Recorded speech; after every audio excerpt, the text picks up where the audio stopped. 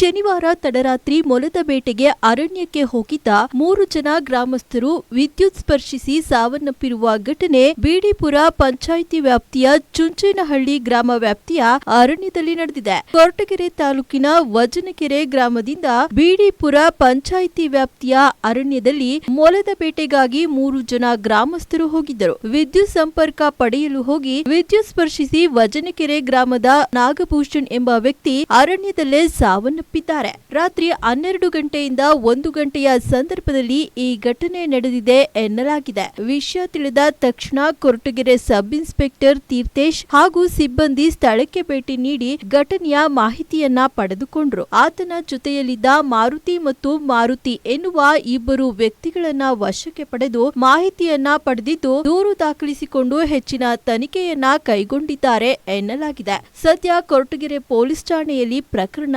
ದಾಖಲಾಗಿದೆ.